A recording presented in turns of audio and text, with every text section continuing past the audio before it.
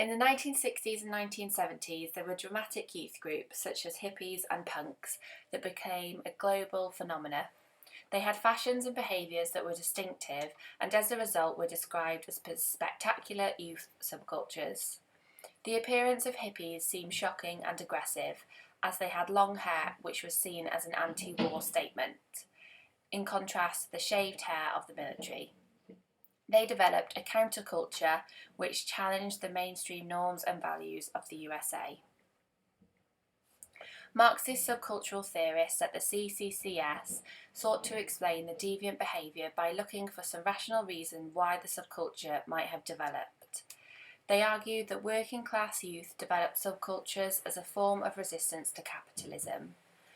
Brake argued that the clothes which subcultures wore and the language they used showed their rejection of capitalism and their awareness of their position.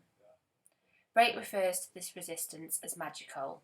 By this he means it is a form of illusion that appears to solve their problems, but in reality does no such thing.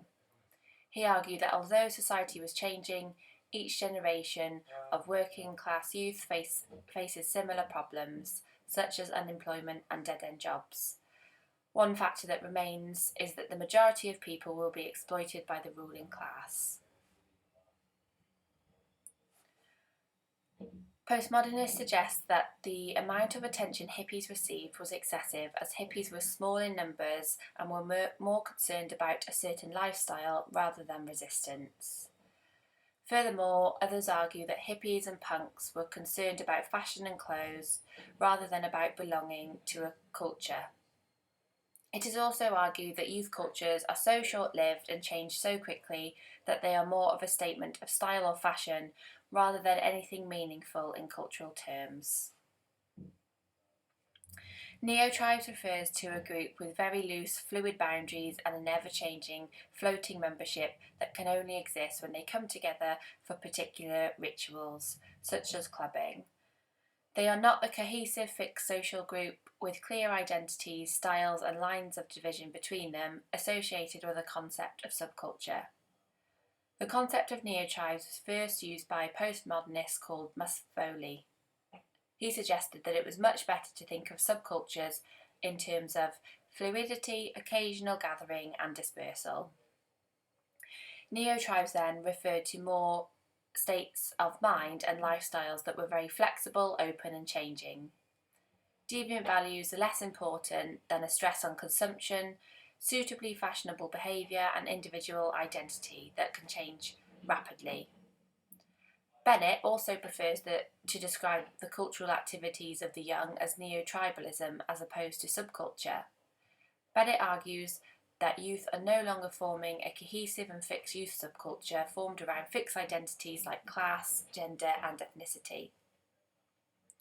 Bennett argues youth cultures are less distinct, more varied and less well defined than they were in the past. They now make consumer choices to identify themselves for short periods of time with a range of groups or tribes which they move between.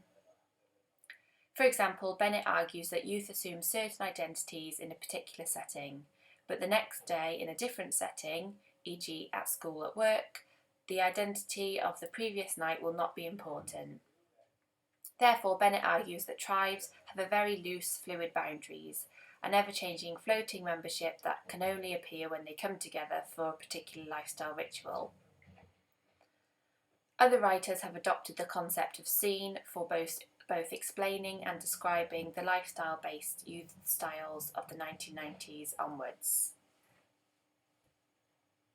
The postmodernist views of youth provide an alternative view to the CCCS. Their work seeks to illustrate the importance of style over substance. This means that youth style is a more crucial feature than what the youths believe in or any shared structural positions. There is a debate within the study of youth which examines the issue of how far most young people actually have a culture distinct from mainstream society. The CCCS saw the development of youth culture as a form of resistance to mainstream society. The CCCS claimed that there was a cultural difference between youth cultures and mainstream society. However, postmodernists see youth cultures as less fixed and constantly changing. They believe youth cultures should instead be referred to as neo-tribes, through which young people make a statement of style or fashion rather than as a form of resistance to mainstream society.